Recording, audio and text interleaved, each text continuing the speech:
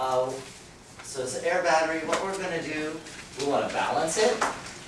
We want to balance it in basic conditions because this is an alkaline. What else do we want to do? We want to find E standard. We want to find delta G standard. We want to find K. Okay, so we're going to find K, delta G standard, E standard, and balance it. And we have to balance it in order to do the whole thing. Yes? Are we supposed to be able to look at the question and know which conditions to balance it in? Or are you going to say balance in its condition? If it's a battery, you'd probably know, because most of them are basic. Almost all of them except the acid dry cell and the lead acid battery. Those are both acid. But otherwise, as far as I can remember, all the rest of them are basic. So balance in basic condition, it's a battery. If it's not listed, you'd have to ask if I forgot to write that down. So what you do, there's two ways you can balance. Do you want me to balance this like just by writing the answer from the table, or do you want me to actually balance this out? Any preference? Actually balance it out. Actually, this is, okay, this one's a little bit harder one. What you do is you have aluminum on one side, go into aluminum hydroxide, minus, and then O2 go into nothing. Which is okay, that happens. You're going to get all the other pieces as you work this out. And essentially, let me write this a little lower, O2. Let's do the bottom one. There's, first step, balance anything that's not oxygen or hydrogen, done. Second step, balance the oxygens with water, plus 2 H2O. And I'm going to do this in acidic conditions first and change it to basic second. Third, I'm going to balance the hydrogens, there's 4 there, with H pluses. So I'm doing it for acidic first. And then finally I balance the charge with electrons, plus 4 electrons. So there's that one. I can change this half reaction to basic conditions before getting to my final answer if I want to, just by adding the number of hydroxides that are equal to the number of H pluses in the reaction. There's 4 H pluses, so I'll add 4 hydroxides. That will get me 4 H pluses and 4 hydroxides will make how many waters? 4. 4 H2O plus O2 plus 4 electrons goes to 2 H2O plus 4 OH minus. And since I have waters on both sides, I'm going to cancel those out. There's 2 on the right, 4 on the left. So that'll make overall 2 on the left-hand side. So there's that in basic conditions.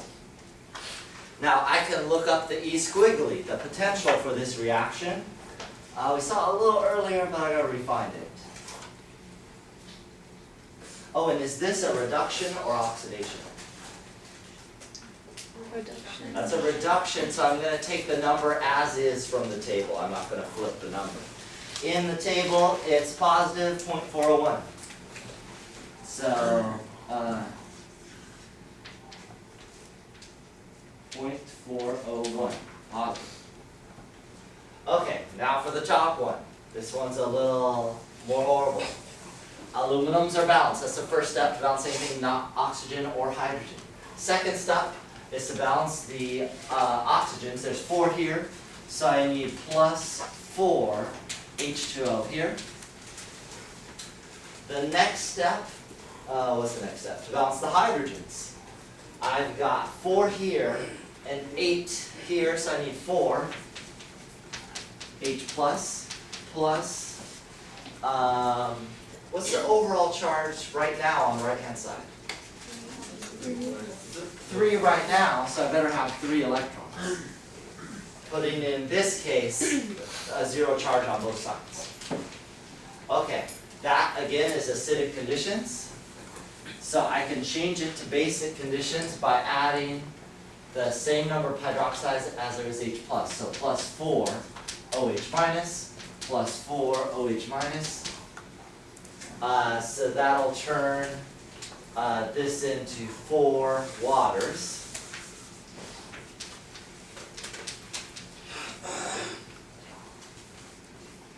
So the nice thing about this, I think they'll all cancel out. And let me look, unless I made a mistake. Let me look this one up to find its E squiggly. This is not in your table, but it's in the table in the back of the book. Or I saw it a moment ago. Let's see if I can find it again.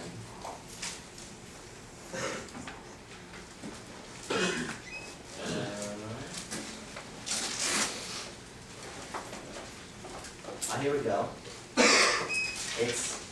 Now is that an oxidation or reduction? That's an oxidation, so I have to take the opposite value of whatever I find. In the table here, it's negative 2.31. That's a reduction, so I'm going to take positive 2.31.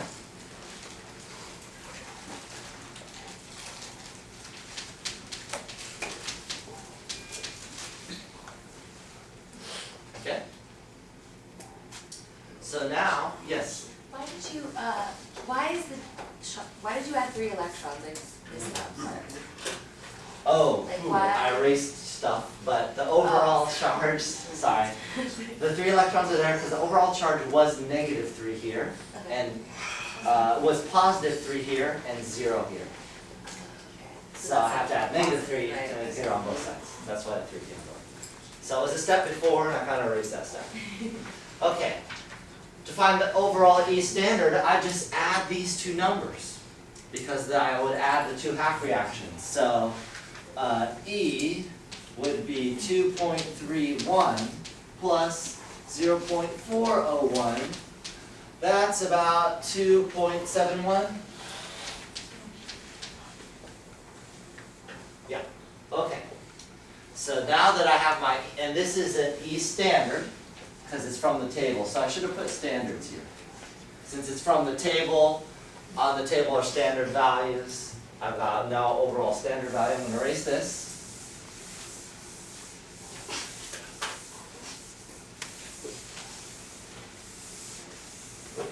Now if I want to find in its positive number, which we would expect, this should be a spontaneous. And so most likely, whatever my Q value is, my overall E would be positive as well. Find my other values, I just use the equations I have, and these would be given to you on the test. So minus O. What was N in this reaction? One side had 3 electrons. How many electrons were on the reduction? 4, so N is 12. Yep, 12 times 96, 485, times E, which is 2.31 volts. That's whatever. I just made up a problem, so I don't know what the answer is. And then K would be E to minus delta G over RT. There's a formula for K.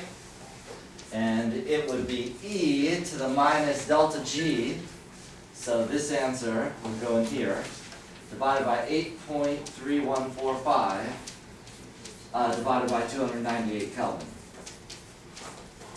And that would be K. We're expecting delta G to be a large negative number in joules. We're expecting K to be a large positive number unitless. Yes? Is that the delta G standard, or do you have to Oh, solve thank for you. delta G? Yeah, delta G standard. Perfect. Yes? Should the E standard be 2.7? Yeah, I'm delirious. I wrote down the oxidation should be 2.71. Perfect. Good catch. It's 2.71. Excellent. It should be the overall. Yeah. When you're solving the delta G and the RT thing, can you use the 0.0, oh, is it the 8.3145 or is it 0.08? You use for R 8.3145. You're always going to use that R because it's in units of joules. So could you use 0.02561? Like, Oh, you're thinking from the Nernst equation. No, because this is a different equation. that Nernst equation incorporates F and R and T. Since F is not in this equation, then we can't use that same constant.